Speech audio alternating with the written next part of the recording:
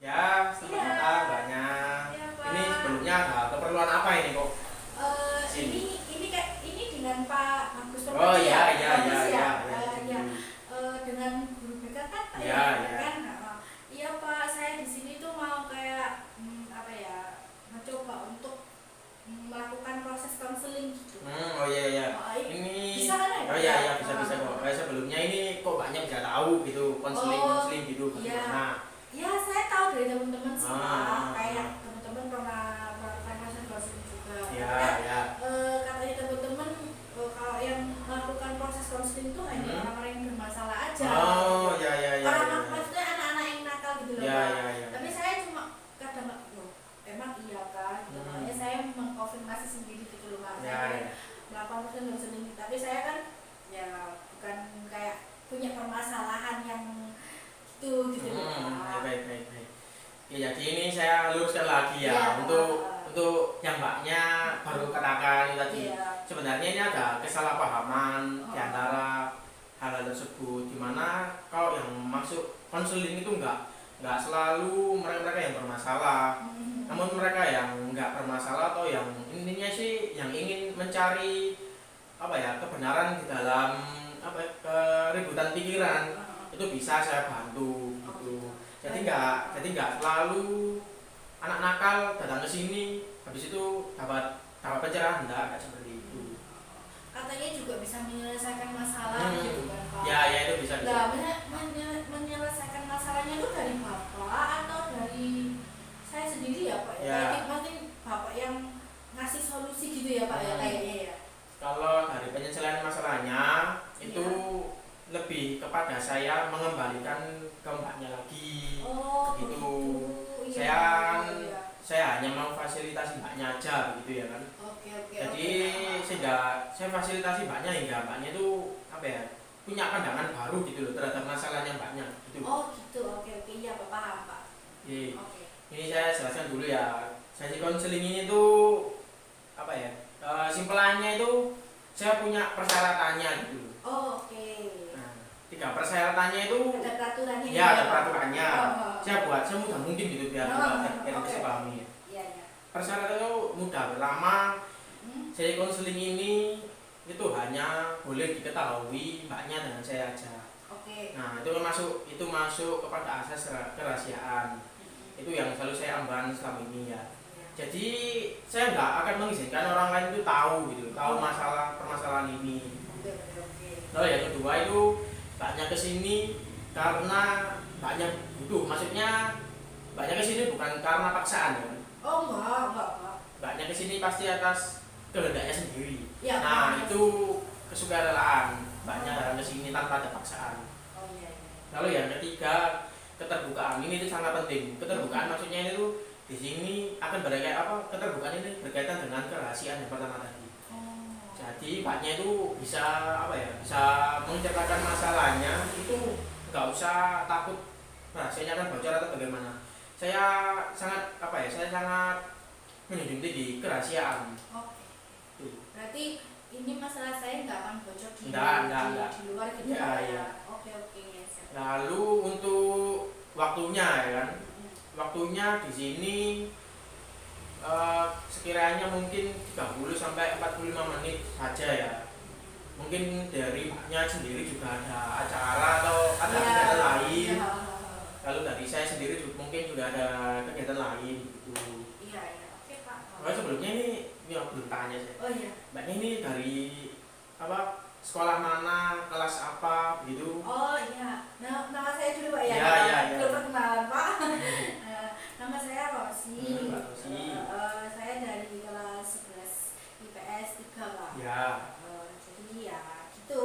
Saya pengen kesini tuh pengen tahu sih konseling tuh seperti apa gitu. Karena ya prosesnya seperti katanya enak Ya, gitu. ya, Bisa ya. menemukan solusi dari masalah yang saya hadapin. Ya baik. Itu ya. Oke. Mbak Rosi ya. Oke, karena mungkin cuma sudah jelas ya. Iya. Mungkin ada mbaknya ada yang mau tanyakan lagi. Enggak sih Pak. Saya cuma takut kayak takut kalau bulan itu tahu gitu loh. Masalah Ya, enggak kan ya? ya, ada. Saya berjanji dengan dengan gelar saya, dengan profesionalisme saya nggak akan berani membocorkan permasalahan pribadi individu. Oh gitu. Oke. Karena sampai sekarang saya masih sering melihat ya, mungkin di sekolahnya mbaknya ini mungkin ada permasalahan di mana misal ini ada wali kelasnya, ada siswanya, itu tuh tahu, maksudnya diselesaikannya itu dengan semua orang tahu lah gitu loh. Oh iya. Pasti ada itu. Ada yang kayak gini Pak, biasanya dimarahin di depan kelas. Nah ya gitu itu Oh. itu sering terjadi. Makanya itu kan membuat anak malu gitu ya. Ya. Jadi sebenarnya tidak boleh, karena guru-guru lainnya itu nggak punya bukan basic skill ya. Maksudnya punya asas gitulah, maksudnya punya kode etik lah. Oh iya. Kode etiknya gitu. Oh iya Pak. Oke. Karena sudah nggak ada yang ditanyakan lagi ya. Oke. Kayaknya di sini ada permasalahannya. Iya. Kasih kesini kan juga ada permasalahan yang harus dibahas kan. Iya benar Pak. Jadi gini Pak, ini langsung aja ya Pak. Iya. Sebenarnya dikatakan nakal juga enggak sih Pak. Tapi saya tuh kadang-kadang sering bolos gitu. Bolos untuk kayak masuk kelas, bolos sekolah gitu Pak. Jadi ya itu sih Pak, saya tuh bingung. Saya tuh sebenarnya pengen seperti itu. Tapi ya itu udah kayak bosen gitu loh Pak. Gimana ya Pak? Menghadapi permasalahan yang kayak gitu loh. Sebelumnya ini ya kan ya. Sebelumnya sudah pernah nggak ini permasalahannya ini diceritakan kepada orang terdekat, orang tua, teman gitu? Apakah sudah pernah? Nggak pernah sih Pak, soalnya saya juga tahu, soalnya saya juga salah di dalam ini gitu kan. Saya sudah sadar kalau saya sebenarnya salah, cuma jadi gimana gitu, saya nggak bisa memikirkan kalau saya tuh ya pengen untuk bolos, pengen untuk nggak masuk kelas kayak gitu sih. Saya nggak pernah cerita sampai siapa sih, orang tua saya juga belum tahu, tapi mungkin wali kelas atau guru mapel saya udah berbicara, berkomunikasi sama orang tua saya kenapa kok saya sering bolos, tapi cuma orang tua saya selama ini belum menegur saya secara benar-benar itu sih, karena juga sejujurnya ini Pak, orang tua saya itu sibuk kerja gitu kan, mama saya kerja, papa saya juga kerja, jadi saya itu kayak mau cerita, kayak mau cerita tentang keseharian itu susah untuk menemukan waktunya. Jadi ini mbaknya belum sama sekali ya, belum menceritakan masalahnya pada siapapun. Jadi sama ini mbaknya rasakan itu gimana ya? Mungkin dari saya sendiri ya. Mungkin ada positif dan negatifnya yang tadi tidak mengikuti kelas gitu. Alias kalau misal bahasanya itu solop lah gitu ya. Atau bolos gitu ya. Kalau dalam masalah yang seperti ini itu mungkin dari mbaknya sendiri gitu, apa sih yang selama ini mbaknya lakukan pas bolos gitu? Oh, pas bolos? Ya. Jadi kalau nggak ikut pelajaran ini lah? Ya. Kalau selama sekolah, maksudnya masuk sekolah biasa kan, itu saya biasanya ke kantin Pak, ke kantin atau ke ruang UKS untuk ya rebahan lah, kayak nonton drakor lah, kayak gitu sih Pak. Jadi saya mencari kepuasan diri saya sendiri. Saya menciptakan kenyamanan diri saya saat di sekolah gitu loh Pak. Jadi makanya saya nggak sering bolos itu kayak sebuah pelampiasan gitu loh Pak. Pelampiasan buat mencari kenyamanan. Baik, saya paham. Mungkin dari mbaknya melakukan bolos ini tadi ya, pasti kan ada sesuatu yang melandasi gitu ya, atau melandasinya itu mungkin dari mbaknya sendiri, atau dari gurunya, atau dari teman-temannya, mungkin dari circle-nya yang nggak asik gitu. Oke, paham. Ya itu ya saya jenuh sih Pak, jenuh sama sekolah, kayak gimana sih gitu. Ya saya tahu sekolah itu penting, cuma kadang-kadang ada beberapa pelajaran yang nggak saya minatin gitu. Jadi saya nggak usah ikut deh gitu. Dan itu melandasinya ya pertama sejujurnya sih gara-gara di lingkungan keluarga saya sih Pak.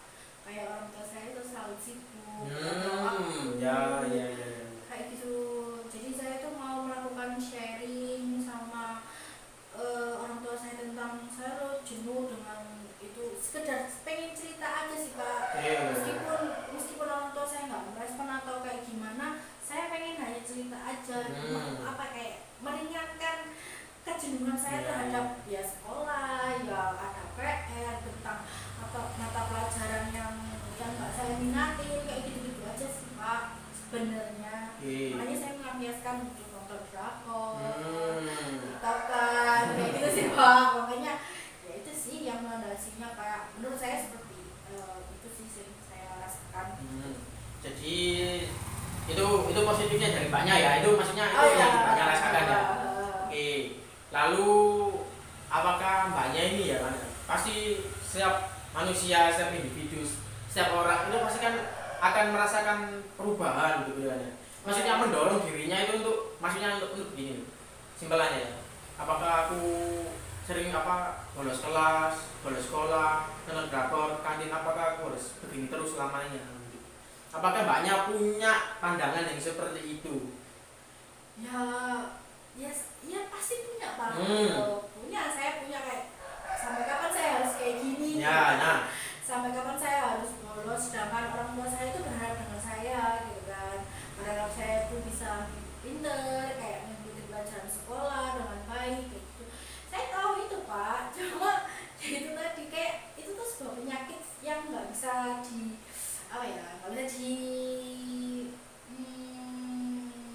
dihindari gitu loh Pak. Makanya saya tuh bingung, makanya saya ingin melakukan proses ini. Jadi banyak sendiri tidak ingin terus-terusan berada di lingkungan seperti ini ya. Enggak Pak. Oke. Lalu dari orang tuanya Mbaknya sendiri juga memberikan tanggung jawab kepada Mbaknya begitu ya kan? Iya Pak. Lalu dari Mbaknya sendiri ingin merasakan secercah perubahan gitu. Ya kayak saya tuh pengen keluar dari situasi seperti ini.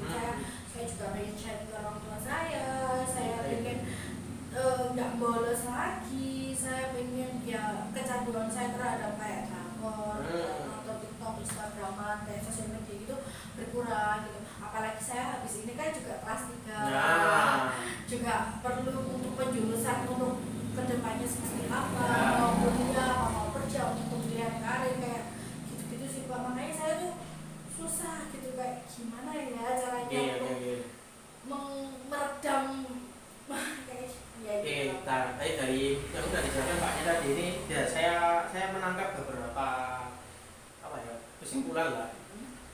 Yang dimana pertama Mbaknya ini pasti akan merasakan dampak lah pastinya. Iya. Dampaknya untuk kelas 12 ya mungkin Mbaknya merasa bahwa mungkin sekolah akan meluluskan saya, tapi kan sekolah bisa membuat kemungkinan lain begitu kan.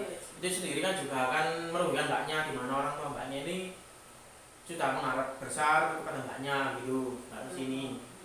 Lalu yang kedua Mbaknya ini bisa ingin berubah, benar-benar ingin berubah karena sebentar lagi kan sudah mau kelas 12, sudah waktunya meniti karir lah simpelannya gitu, meniti karir bagaimana setelah lulus harus mau kemana gitu ya. Iya Pak. Oke. Lalu sebenarnya ini ya, apa sih yang sudah Mbaknya lakukan selama ini dalam merubah kebiasaan ini, meskipun itu hanya sedikit lah. Pernah sih Pak, saya tuh kayak mencoba gitu ikut kelas yang pelajarannya nggak saya minati. Contohnya, saya kan masuk IPS ya Pak. Ya. Saya tuh nggak terlalu suka ilmu ekonomi. Karena gitu. Nah makanya saya itu kayak mencoba kayak masuk kelas ya, masuk kelas pas saat mata pelajaran ekonomi gitu kan. Itu sih yang saya lakukan. Tapi ya gitu ya bosen gitu. Karena mungkin ya kan saya kan jarang masuk pelajarannya, jadi ya gitu aja sih Pak. Oke. Jadi apa sih yang sebenarnya Mbaknya ini benar-benar sangat inginkan? Apa yang ada di pikiran Mbaknya? Apakah maksudnya perubahan yang Mbaknya inginkan begitu sebenarnya? Perubahan yang saya pengenkan yaitu kayak bisa berkomunikasi baik dengan orang tua saya yang pertama, yang kedua ya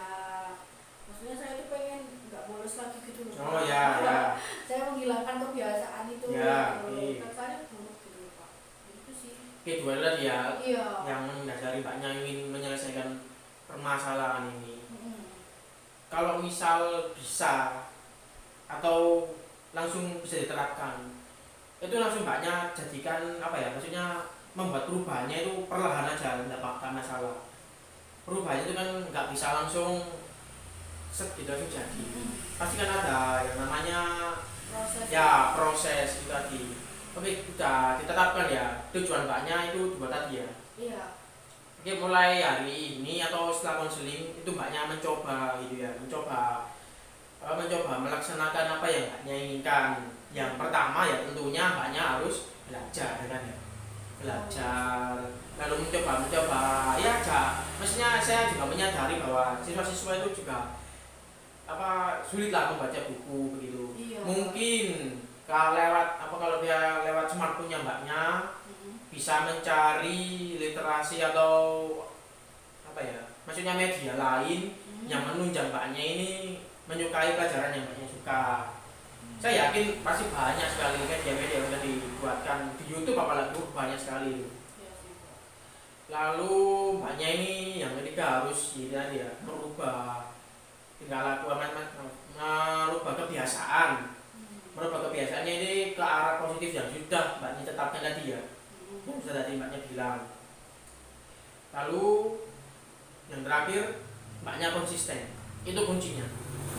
Kalau mbaknya konsisten dan mbaknya dengan penuh kesadaran melaksanakan apa yang mbaknya inginkan tadi kan ya, dua hal yang ingin mbaknya inginkan, itu pasti akan terselesaikan. Oke. Saya berarti ya saya akan mencoba itu sih Pak, Ya. berkomunikasi itu, belajar gitu. Oke. Oke, baik. Mungkin ada lagi yang mau tanyakan lagi atau diceritakan lagi? Untuk maksudnya proses konseling ini sekali aja ya Pak? Sebenarnya kalau konseling ini bisa berkali-kali sampai mbaknya ini benar-benar mempraktikkan pandangannya mbaknya ya. Oh, Begitu. oke. Berarti ini nggak sekali aja ya Pak? Berarti kalau Nah, misalnya minggu depan Ya bisa. sesuai sama jadwalnya Bapak Ya, mungkin, ya, Mbak. Gitu. Oke, iya Pak. Itu Oke. aja sih Pak. Oke, kalau misalnya nggak ada lagi, ini biasanya tutup ya. Oh iya, Oke, nggak apa-apa. terima kasih mbaknya sudah mengikuti sama-sama, konselingnya. Pak. Saya sederhana begini ya, Iya Pak. nggak terlalu mewah, asalkan esensinya itu ada gitu ya. Oke. Oke, terima kasih banyak ya. Iya, terima kasih banyak ya Pak waktunya. Mari Pak. Ya.